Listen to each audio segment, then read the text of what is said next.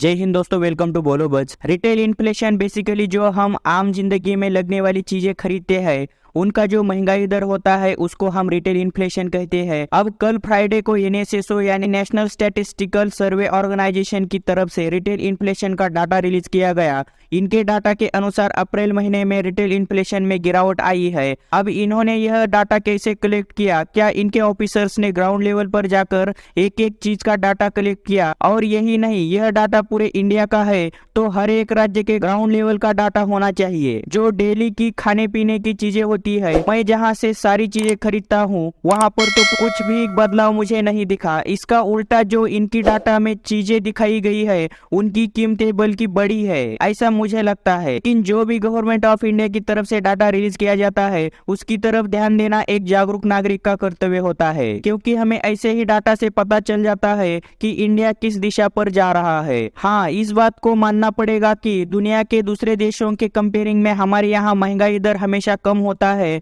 हाल ही में अर्जेंटीना का retail inflation rate public हुआ है। इनके यहाँ पर महंगाई दर 104% के आसपास है। पाकिस्तान में भी महंगाई दर 30, 40, 50% से बढ़ जाता है। हमारे यहाँ पर भी थोड़ा बहुत उतार चढ़ाव होता रहता है, लेकिन यह उतार चढ़ाव सिर्फ 1-2% तक या ज्यादा से ज्यादा 3% के आसपास कम ज्यादा होता रहता है। लेकिन यह 1-2% भी अगर रिटेल इन्फ्लेशन बढ़ जाता है तो फिक्स कमाई करने वाली फैमिलीज को यह संकट में डाल देता है, क्योंकि आमदनी बढ़ नहीं रही और खाने पीने की जो चीजें बढ़ रही है उनके दाम बढ़ रहे हैं, तो उनको भारी नुकसान झेलना पड़ता है। एनएसएसओ की तरफ से रिलीज किए गए डाटा के अनुसार पिछले 18 महीनों में रिटेल इन्फ्लेशन रेट अब तक के निचले स्तर पर जा चुका है। मार्च 2023 में रिटेल इन्फ्लेशन रेट 5.66% था, जो कम होकर अप्रैल 2023 में 4.7% तक रुका।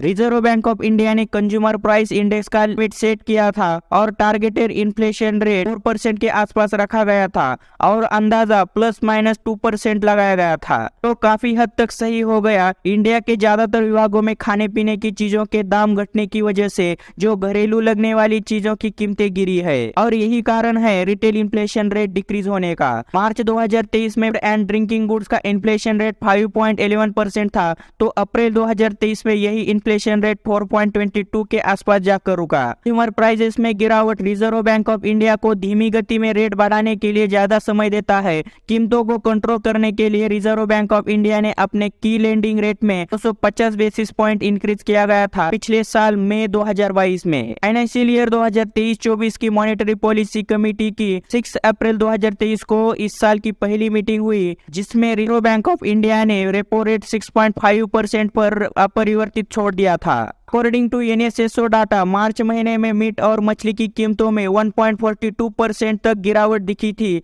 जो और भी गिरकर अप्रैल 2023 में 1.23% तक पहुंची। वहीं मार्च 2023 में मिल्क और मिल्क प्रोडक्ट का इन्फ्लेशन रेट 9.31% था, तो गिरकर 8.85% तक पहुंचा। मार्च 2023 में वेजिटेबल इन्फ्लेशन रेट 8.51% था, जो गिरकर 6.5% तक पहुंचा। इसके साथ साथ जो अन्य अनाज और अनाज के प्रोडक्ट है उसमें मार्च 2023 में 3.27% की बढ़ोतरी हुई थी, जो थोड़ा बहुत राहत देकर अप्रैल 2023 में 13.67% तक पहुंची। रिजर्व बैंक ऑफ इंडिया ने अपने रेपो रेट में बढ़ोतरी की थी, जिससे कमर्शियल बैंकों के इंटरेस्ट रेट बढ़ गए थे। इसकी वजह से लोगों के हाथों में ज्यादा पैसा नहीं आ पाया। इकोनॉमी में मनी सप्लाई ना होने की वजह से कीमतों को कंट्रोल करना रिजर्व बैंक के लिए आसान हो गया। वही अगर लोअर इंटरेस्ट रेट के साथ कमर्शियल बैंक्स इकोनॉमी में मनी सप्लाई करती रहती है तो ज्यादा इकोनॉमिक एक्टिविटीज हो जाती है और लोगों के हाथ में ज्यादा पैसा आने से कीमतें बढ़ जाती है।